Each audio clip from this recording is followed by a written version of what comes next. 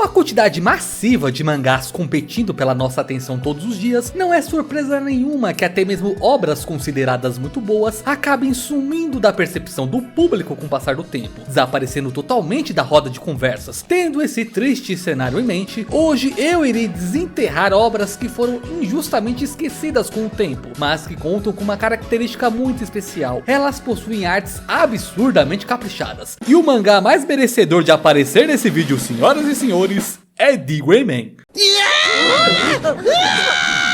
Meus bruxos, o que foi que aconteceu com D-Gray-man? Essa obra já foi um dos shounens mais populares dos anos 2000. Não chegava no mesmo nível de popularidade do Big Three, mas ainda assim tinha uma base de fãs bastante sólida. Mas enquanto esses outros shounens conseguiram prosperar e superar o teste do tempo, D-Gray-man foi completamente esnobado. Você não vê uma alma penada sequer falando desse negócio. Antes da gente falar da arte desse mangá, que eu já adianto, é um esculacho, vamos dar uma breve contextualizada na história, pois a maioria das pessoas ou não conhece ou nem se lembra mais. A trama gira em torno de Alan Walker, um jovem exorcista que vive em um mundo assombrado por demônios, ou melhor dizendo, Akumas. Numa primeira olhada, dá pra pensar que eles são demônios genéricos de qualquer obra de fantasia, mas a coisa aqui é muito mais elaborada, meu bruxo. Tudo começa quando alguém, tomado pela dor de perder uma pessoa querida, acaba atraindo a atenção de uma figura bizarra conhecida como Conde do Milênio. Esse lazarento aí é o grande vilão da obra e aparece quando alguém está de luto,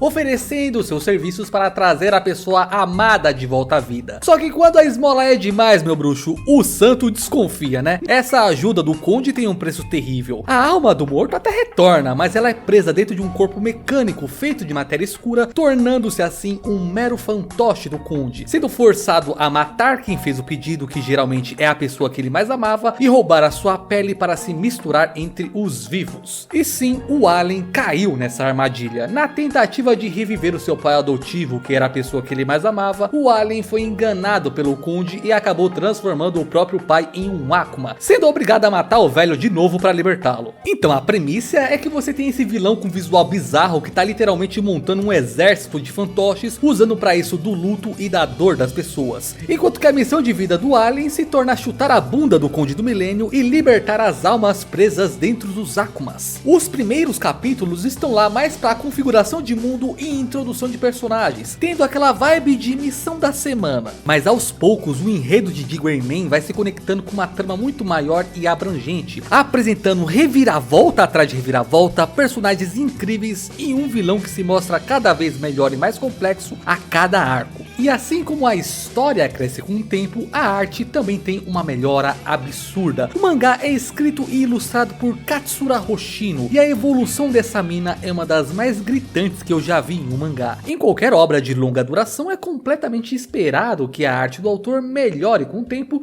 já que a prática leva à perfeição. Mas no caso da Hoshino não foi apenas uma melhora técnica no desenho. Eu diria que com o tempo o traço dela meio que mudou de demografia. No começo de D-Gray-man, o traço da Hoshino era claramente shonen, desenhado com linhas pesadas, enquadramento dinâmico e painéis desenhados de forma bem impactante. O lado ruim dessa primeira fase é que as cenas de ação em si não eram lá muito boas, mas em compensação a arte tinha um diferencial muito legal: a estética gótica e sombria, marcada por cenários obscuros, arquitetura europeia e simbolismo religioso para todo lado. O mangá tem toda uma pegada de era vitoriana bem obscura, sabe? Muitas vestimentas e uniformes eram super ousados e seguiam aquela vibe bem edgy que a garotada adora. No entanto, isso ainda é um shounen, né, meu bruxo? Então a autora cria um contraste desse tom sombrio com visuais mais leves e infantis, dando uma aura de Halloween divertido pra série. Tipo, olha só pro vilão da obra, ele é basicamente uma caricatura infantil de cavaleiro vitoriano, mas misturado com um duende macabro. Agora, uma coisa que você precisa saber sobre D-Gray-man é que ele passou por muitos hiatos, e alguns deles foram bem longos. Então às vezes quando a autora voltava, ela já estava desenhando de um jeito totalmente diferente. E em uma dessas idas e vindas, D-Gray-man tinha virado a casaca e adotado totalmente uma estética de mangá shoujo. Os personagens começaram a ficar com traços muito mais suaves e delicados. Olha só pro Ali, por exemplo, ele saiu de um protagonista clássico clássico que você vê nesses shonens feijão com arroz e começou a adotar uma estética típica de garoto bichonen. Toda a estética da obra começou a se aproximar mais do drama visual que a gente comumente vê em mangás shoujo, né? Com uma diagramação muito mais expressiva,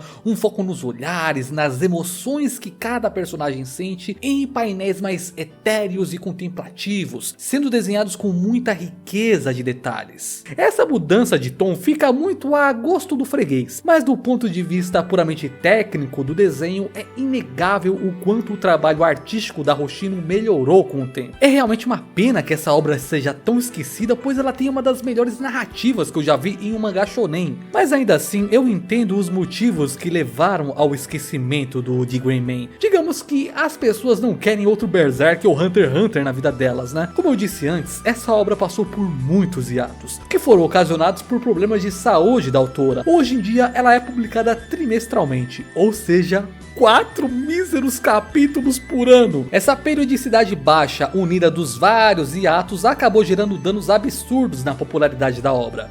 Porém, os fãs que se mantêm fiéis e que aguentam a ansiedade que é esperar os novos capítulos saírem, sempre são recompensados com uma obra que só melhora com o tempo. Agora, como próximo mangá da lista, eu vou fazer um fanservice pra mim mesmo e falar de Air Gear. Obra escrita e ilustrada por Ito Oguri, mais conhecido como Ogreat. Esse é meu desenhista de mangá favorito e tem um dos traços que eu acho mais divertido de estudar.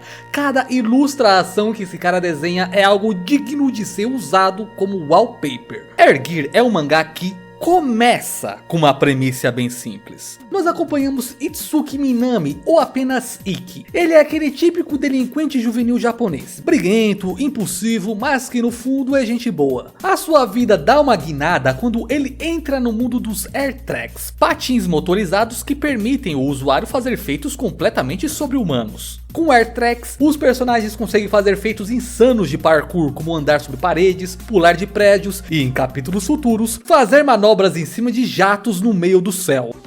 Pois é, meu bruxo, se você leu qualquer coisa escrita pelo Ogreat, você sabe muito bem que ele tem a mania de começar a história simples e depois tornar ela a coisa mais exagerada e complicada possível. O que começa com uma trama urbana simples, com gangues disputando territórios através de batalhas de Air Tracks, rapidamente escala para conspirações globais, organizações secretas, experimentos genéticos e poderes que são quase que divinos. Chegou em um ponto em que a erva que o autor usava para escrever estava tão forte que você tem até mesmo o Barack Obama trocando de corpo com uma adolescente para aprender a andar de Air Track.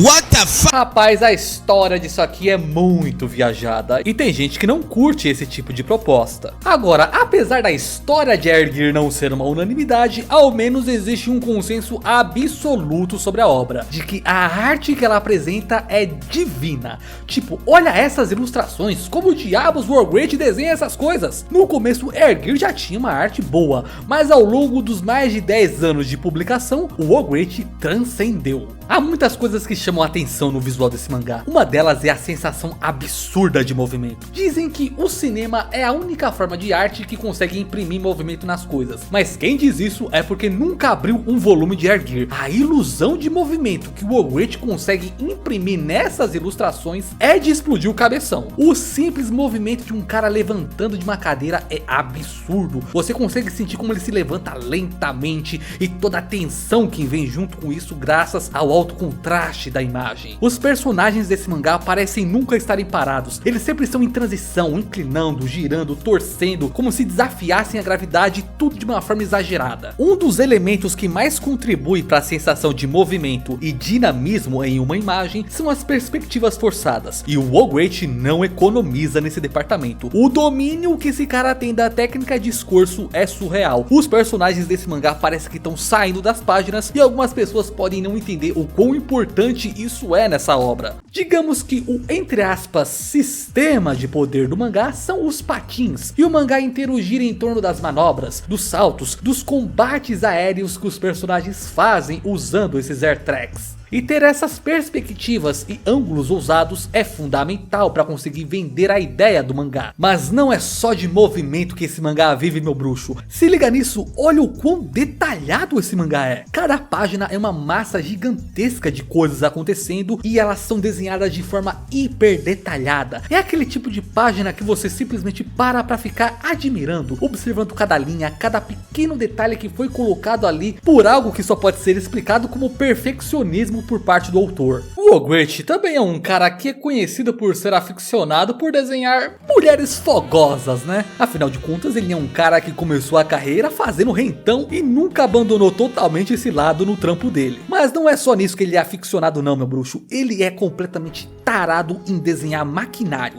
Ele é hiper detalhista na forma como desenha pequenas máquinas, estruturas, componentes que parecem ter sido desenhados com precisão cirúrgica. Você olha para essas máquinas e elas têm tanta riqueza de detalhes, pequenas pecinhas desenhados com muito perfeccionismo, que até te engana, fazendo você pensar que o funcionamento dessas coisas poderia ser viável. Agora, não tem como não falar de um mangá do Ogretti sem citar o uso que ele faz de alegoria visual. Ao invés de dizer diretamente o que está acontecendo na cena através da escrita, ele traduz emoções, sensações e até conceitos mais abstratos através de ilustrações simbólicas. Durante certos momentos não é raro ele desenhar composições completamente malucas, com elementos simbólicos que não estão realmente ali na cena de fato. Esses elementos são colocados para reforçar o que os personagens estão sentindo ou o que a cena quer passar. É uma maneira mais sutil de contar a história através das ilustrações. Às vezes você nem entende direito o que ele está querendo representar,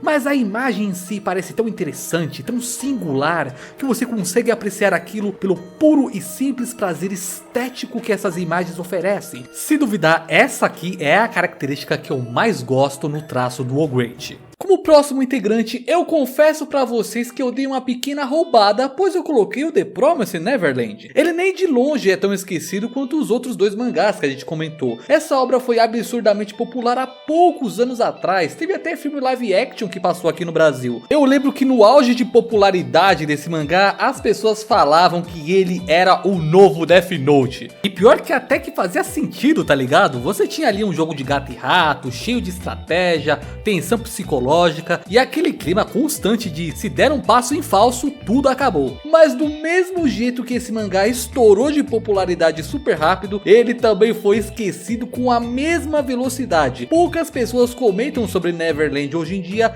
a não ser que seja pra falar mal. Tudo porque esse mangá caiu na mesma categoria de obras como Nanatsu no Taizai, que sofreram danos irreparáveis na sua popularidade graças a uma adaptação de anime porca. Admito que a primeira temporada foi muito boa e conseguiu fidelizar muita gente que se transformou em fã da série. Mas a segunda temporada, meu irmão...